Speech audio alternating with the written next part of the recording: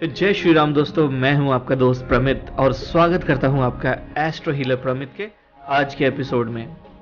दोस्तों, आज हम आपको बताने वाले हैं अचला एकादशी के बारे में और साथ ही साथ हम आपको ये भी बताएंगे कि क्यों ये एकादशी इतना महत्वपूर्ण है, क्यों इतना इम्पोर्टेंट है और कैसे इस व्रत को करना चाहिए और क्या है इसको करने का शुभ मुहूर्त। तो हमारे साथ बने रहिएगा इस वीडियो में और पसंद आए तो इसको जल्दी से जल्दी अपने दोस्तों और रिश्तेदारों के साथ शेयर कीजिएगा। तो फिर चलिए शुरू करते हैं इस वीडियो को। तो दोस्तों, हिंदू पंचांग के अनुसार हर माह में 2 बार एकादशी की तिथि पड़ती है, एक बार कृष्ण पक्ष में और एक बार शुक्ल पक्ष में। एकादशी तिथि का बहुत अधिक महत्व होता है। ये साल में कुछ 24 एकादशी पड़ती है और एकादशी के दिन कैसा कहते हैं कि भगवान विष्णु जो हैं ये तिथि उनको समर्पित है। इस दिन विधि विधान से भगवान विष्णु की पूजा और अर्चना की जाती है। तो दोस्तों, ज्येष्ठ माह में कृष्ण पक्ष में पड़ने वाली एकादशी को हम अपरा एकादशी या अचला एकादशी के नाम से जानते हैं। धार्मिक मान्यताओं के अनुसार इस पावन दिन पे भगवान विष्णु की पूजा करने से मृत्यु के बाद मोक्ष की प्राप्ति होती है। सृष्टि के पालनहार श्री भगवान विष्णु की कृपा से अपार धन संपत्ति की प्राप्ति होती है और पूरे दिन व्रत रखने के बाद शाम में अगर श्री हरि नारायण की पूजा की जाती है तो इससे इसका और ज्यादा फल मिलता है और फिर अगले दिन व्रत का पारण किया जाता है, यानी कि द्वादशी तिथि को इस व्रत को समाप्त किया जाता है। तो आइए अब जानते हैं कि अपरा एकादशी की जो पूजा विधि है या शुभ मुहूर्त है इसके बारे में। तो दोस्तों, अपरा एकादशी तिथि का जो शुभ मुहूर्त है वो 5 जून 2021 को 4:07 से शुरू हो जाएगा और ये 6 जून 2021 को सुबह 6:19 पर समाप्त हो जाएगा। लेकिन जो व्रत हमें करना है वो 6 जून को करना है। लेकिन अपरा एकादशी व्रत का जो पारण मुहूर्त है वो 7 जून 2021 को सुबह 5:12 से लेकर 7:59 तक है। तो आपको ये जो व्रत है वो 6 जून को करना है और इसका जो पारण है वो 7 जून को करना है। तो अब हम आपको बताते हैं कि कैसे करना है आपको इस एकादशी का व्रत। तो दोस्तों, एकादशी के दिन जो 6 जून को आपको सुबह सुबह जल्दी उठना है, स्नान आदि कर लेना है। उसके बाद घर का जो आपका मंदिर है, घर के मंदिर में दिया जलाएं, अगरबत्ती जलाएं और भगवान विष्णु को गंगा जल अर्पित करें, उनका गंगा जल से अभिषेक करें, उनको पुष्प चढ़ाएं, तुलसी दल अर्पित करें और संभव हो तो पूरे दिन आप फास्टिंग रखें और भगवान की आरती करनी है, आपको उनको भोग लगाना है।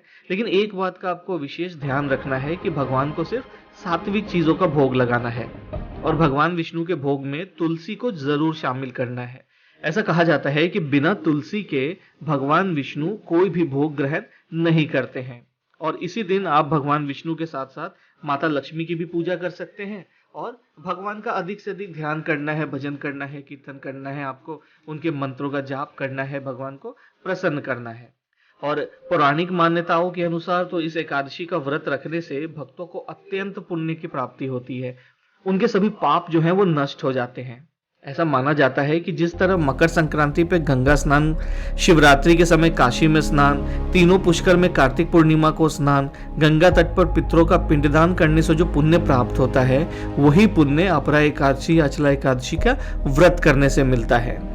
और विद्वानों के अनुसार अपरा एकादशी व्रत के नियमों का पालन व्रतियों को 10वीं तिथि से ही शुरू कर देना चाहिए और एकादशी के दिन सुबह सुबह ब्रह्म काल में उठकर नित्य कर्मों से निवृत्त होकर के आपको स्नान करना है और पूजा जो है उसको शुरू कर देना है।